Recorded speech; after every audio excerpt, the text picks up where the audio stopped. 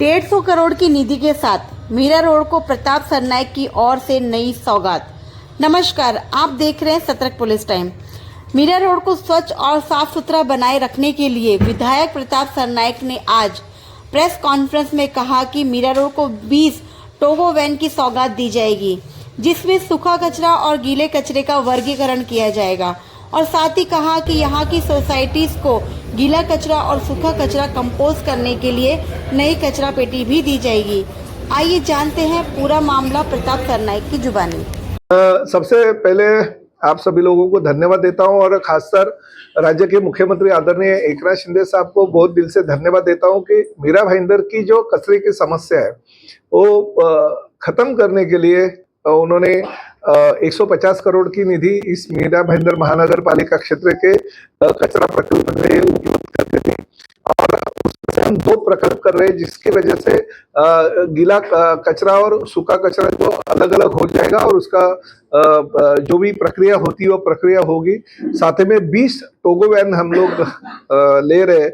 वो Togo van के माध्यम से गीला कचरा जो है उसमें डालने के बाद तुरंत 7 दिन के बाद में जो खत है वो मिलेगा और वो खत का विनियोग हम महानगर पालिका क्षेत्र में फूल पौधे और जो गार्डन्स है वो गार्डन को ऑफर सकेंगे। कुछ तो इतना खत ज्यादा पैमाने पे उपलब्ध होगा कि प्राइवेट सोसाइटी के गार्डन में भी हम वो महानगर पालिका के माध्यम से मुफ्त दे सके, या शायद महिला बचत गट जो हमारी है, महिला बचत गट के माध्यम से 1-1 किलो 2-2 किलो के बैग हम उनको बना के वो भी लोगों को बेच सकते हैं। ऐसा हमारी विचारधारा और उस माध्यम से हम खर्चा कर रहे हैं। तो ये 20 टोगो वैन हो गई और साथ ही में हर सोसाइटी, हर इमारत और हर चाली में हम लोग 2-2 डस्टबिन दे रहे हैं। जो गीला कचरा अलग होगा, सूखा कचरा अलग होगा। साथ ही में हम जो फुटपाथ है वो फुटपाथ पे भी कचरा होता है, जिस जगह पे ज्यादा कचरा जमा हो जाता है उन लोगों के लिए वो कचरा डिब्बे में डालने के लिए वो स्टील की ये लगा देंगे, हम लोग डस्टबिन फिक्स कर देंगे ताकि लोगों को जन जागृति हो जाए और लोग उसमें कचरा डाले। और 2 प्रकल्प हम ऐसे निर्माण करें कि जिसकी वजह से मीरा भाईंदर का कचरे की जो समस्या उसके ऊपर थोड़ी सी बहुत ही कम कचरा होगा, जिसकी वजह से डोंगरी जो उत्तन का डंपिंग ग्राउंड है उसमें जो कचरा सब जाता है तो वो कम हो जाएगा और उत्तन वासियों को, डोंगरी वासियों को जो तकलीफ होती है वो तकलीफ दूर हो जाएगी। खासकर मेरा यही कहना है कि आदरणीय पंतप्रधान नरेंद्र मोदी जी स्वच्छता दूत बन के पूरे दुनिया में अपने आप को ज्यादा से ज्यादा लोगों तक पहुंचा रहे हैं और भारत की जनता भी कोशिश कर रहे हैं कि ज्यादा से ज्यादा स्वच्छता हमारे घर में होगा। अगर हम हमारे घर के अंदर का शौचालय अच्छी तरह से रखते हैं तो हमारा कचरा जो है वो भी कूड़े में डालना उनका फर्ज बनता है। तो इस तरह से हम कोशिश कर रहे हैं कि ओला माजुड़ा विधानसभा मतदार संघ का जो मीरा भाईंदर का क्षेत्र है और ठाणे का क्षेत्र है उसके लिए ये जो निधि शासन के माध्यम से मिली है उसका विनियोग अच्छी तरह से हो जाए। और साथ ही में मैं मुख्यमंत्री जी का भी धन्यवाद देता हूं कि उन्होंने मीरा भाईंदर और ठाणे शहर के ऊपर बहुत ही ध्यान दिया और एक कचरे का प्रकल्प ज्यादा से ज्यादा कैसे शहर वासियों के हित के लिए हो ये इसकी उन्होंने कोशिश की और मुझे उन्होंने वैसे निधि की उपलब्धता करके दी। साथ ही में 2 अक्टूबर को गांधी जयंती है। गांधी जयंती के अवसर पे हम हर सोसाइटी चाली को जो डस्टबिन दे रहे हैं उसमें ही वो कचरा गीला और सूखा जो है अलग अलग कचरे डालना चाहिए, हमारा ये कहना। उस माध्यम से हमारे पदाधिकारी हर सोसाइटी और चाली में जाएंगे और जन जागृति करने की कोशिश करेंगे। एक बात सही है कि लोगों में जितना हो सके उतनी जन जागृति होनी चाहिए, उतनी नहीं है, फिर भी हम कोशिश करेंगे ज्यादा से ज्यादा लोग इसमें इन्वॉल्व हो जाए और अपना पार्टिसिपेट वो लोग ले पाए।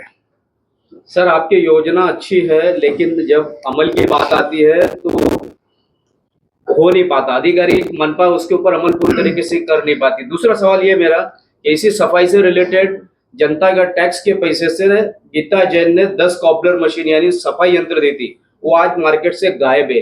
इस तरीके की स्थिति आपके भी इस प्रोजेक्ट की ना हो, इसके लिए आप क्या उपाय योजना करने वाले हैं? देखिए, मैं लोक प्रतिनिधि के तौर पे अभी तक जो प्रोजेक्ट मैंने किया है वो सक्सेस करके दिखाया। 15 साल से मैं इस शहर का लोक प्रतिनिधि हूँ और 15 सालों में बहुत ही जितने हो सके मीरा भाईंदर शहर ने सोचे नहीं थे उतने ज़्यादा विकास के प्रकल्प में लेके आया। मीरा भाईंदर शहर के लोगों ने कभी कैशलेस हॉस्पिटल का सपना नहीं देखा था, वो पूरा कर दिया। मीरा भाईंदर शहर के लोगों ने कभी ऑडिटोरियम का सपना नहीं देखा था, वो पूरा हो गया। मीरा भाईंदर शहर के लोगों ने बाला साहब ठाकरे कला दालन का निर्मित का प्रस्ताव जो मैंने रखा था उसके बारे में सोचा नहीं था, वो भी कर दिया।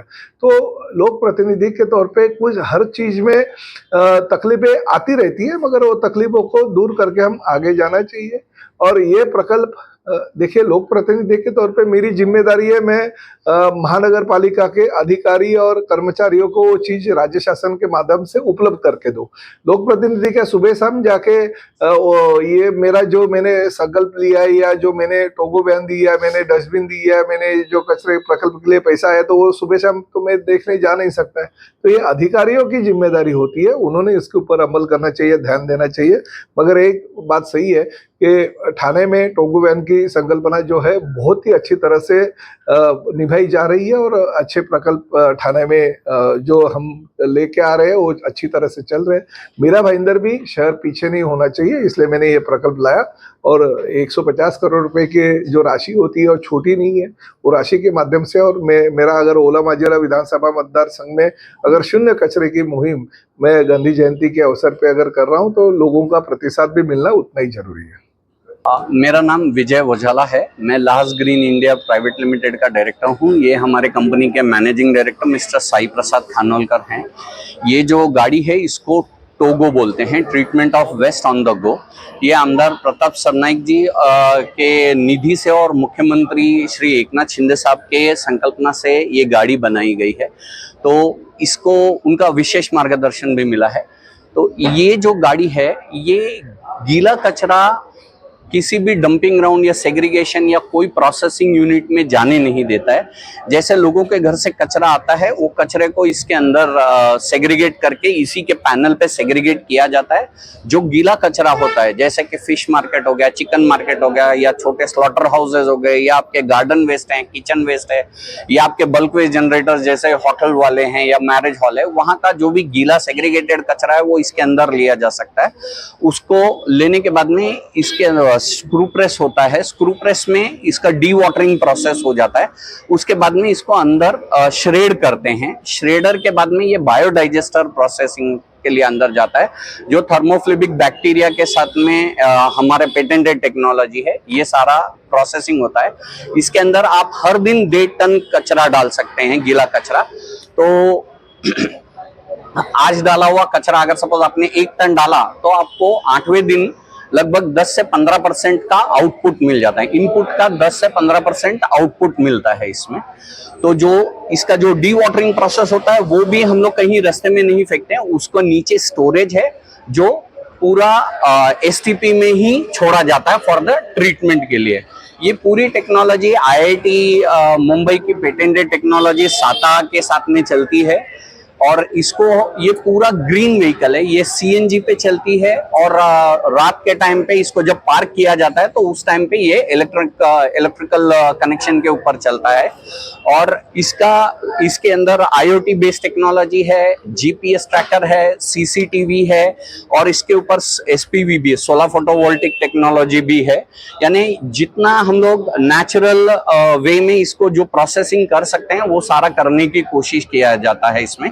और इसका जो कंपोस्ट है वो रेडी टू यूज होता है। आप किसी भी 1:10 के प्रोपोर्शन में आप मट्टी में मिला के आप किसी भी बाग बगीचे खेत खलियान में कहीं पे भी इसका वापर कर सकते हैं।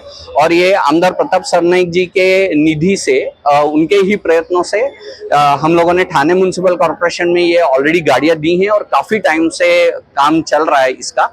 और श्री आमदार सरनाईक साहब के जो वार्ड है वहाँ पे जो उनका जो कॉन्स्टिट्यूएंसी है येऊर और ओला माजीवाड़ा के जो है उसमें येऊर और शिवाई नगर को हम लोगों ने पूरा अभी कवर किया। ये एक गाड़ी में 3000 घरों का पूरा गीला कचरा आ जाता है इसके अंदर।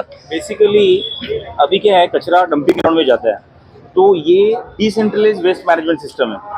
यानी यहाँ की ये गाड़ी 3000 फ्लैट के बीच में घूमती रहेगी, ये 3000 फ्लैट के बाहर जाएगी नहीं। तो 3000 फ्लैट का जो भी गीला कचरा है, 100 kg कचरे में 60-65 kg कचरा जो गीला कचरा होता है, और वही सबसे ज़्यादा न्यूसेंस पैदा करता है। वही सब गंदगी पैदा करता है, बदबू वही से आती है। तो ये गाड़ी अगर 3000 फ्लैट में के बीच में अगर एक गाड़ी रहेगी तो ये गाड़ी का कचरा डंपिंग ग्राउंड में जाएगा ही नहीं, उधर के उधर उसका खाद बनेगा। तो ये सवाल ये है कि ये अधिकारी या कर्मचारी ऑपरेट करेंगे या फिर आपकी कंपनी के लोग? ये अभी हम लोग ऑपरेट करेंगे क्योंकि टेक्नोलॉजी नहीं है, हम लोग अभी ऑपरेट कर रहे हैं और उसके बाद में हम लोग चाहते हैं कि म्यूनसिपालिटी खुद ही इसे ऑपरेट करे। इसमें आप देखोगे दो चीज़ें होती है, कलेक्शन भी हो जाता है और डिस्पोजल भी होता है ऑन द स्पॉट। यानी कलेक्शन के लिए अलग मैकेनिज्म और कंपोस्टिंग के लिए अलग मैकेनिज्म करने की जरूरत नहीं है। दूसरा और एक चीज़ बताता हूँ कि इसका और एक फायदा ये है कि आज हम लोग 10-12 साल से हम लोग बोल रहे हैं लोगों को कचरा, गीला कचरा अलग करो, सूखा कचरा अलग करो, लेकिन प्रैक्टिकली ये पॉसिबल नहीं होता। तो आप अगर देखोगे तो हम लोग का ये एक्सपीरियंस है कि जहाँ पे हम लोग ये गाड़ी चलाते हैं, हम लोग पहले उनको जाके बोल देते कि ऐसा कुछ हम लोग करने वाले हैं, तो वहाँ पे एक सेग्रीगेशन भी ऑटोमेटिकली हो जाता है, जिसको फोर्स करने की जरूरत नहीं है, आपको फाइन लगाने की जरूरत नहीं है। उनको पता है कि ये गीला कचरा जो आने वाला है, ये गाड़ी जो आने वाली है गीला कचरा ही लेगी, तो वहाँ पे उन लोग खुद सोसाइटी में या फिर सोसाइटी का कोई बंदा गीला कचरा अलग निकाल के रखता है। तो उसकी वजह से क्या होता है कि एनवायरनमेंट के लिए बहुत उसका फायदा हो जाता है।